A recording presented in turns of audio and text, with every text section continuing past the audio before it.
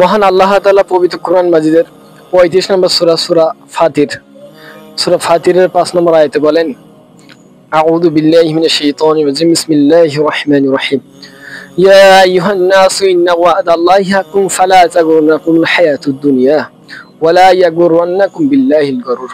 ইয়া আইয়ুহান নাসু ইন্না ওয়া'দাল্লাহি হাক্কুন, হে মানুষ সকল, ইন্না ওয়া'দাল্লাহি হাক্কুন, নিশ্চয়ই আল্লাহর ওয়াদা সত্য,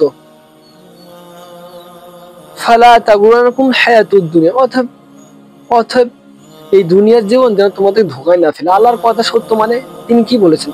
তিনি বলেছেন জান্নাত আছে, তিনি বলেছেন জাহান্নাম আছে, তিনি বলেছেন কবর থেকে আমাদেরকে পুনরুত্থিত করা হবে। এই যে কথাগুলো সত্য, এই ওয়াদা সত্য। তিনি বলেছেন আমাদেরকে যদি ভালো কাজ করি সে অনুযায়ী আমাদেরকে জান্নাত দিবেন অথবা জাহান্নাম দিবেন। এই ওয়াদাটা সত্য।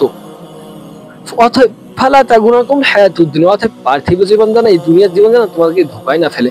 ওয়ালা ইয়াগুররান্নাকুম বিল্লাহিল গরুর, এবং আল্লাহ সম্পর্কে প্রবঞ্চক অর্থাৎ শয়তান যেন তোমাদেরকে ধোঁকায় না ফেলে, শয়তান যেন তোমাদেরকে ধোঁকা দিতে না পারে, সেটা বলছেন, আমাদেরকে সতর্ক করে দিচ্ছেন।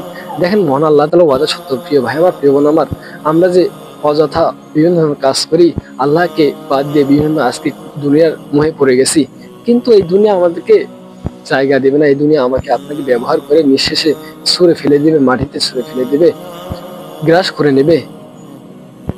সেই জন্য মহান আল্লাহ তাআলা আমাকে আপনাকে সতর্ক বলছেন, হে মানুষ, সকল মানুষকে বলছেন। এখানে মুমিনদেরকে বলে নাই, এখানে শুধু ওলিয়া উলিয়াদের বলে নাই, এখানে মুসলিমদের বলে নাই, একদম সকল মানুষকে বলছে, সকল মানুষ, নিশ্চয়ই আল্লাহর ওয়াদা সত্য। আমি যে বলেছি তোমাদেরকে পুনরুত্থিত হবে, এই সবগুলো সত্য।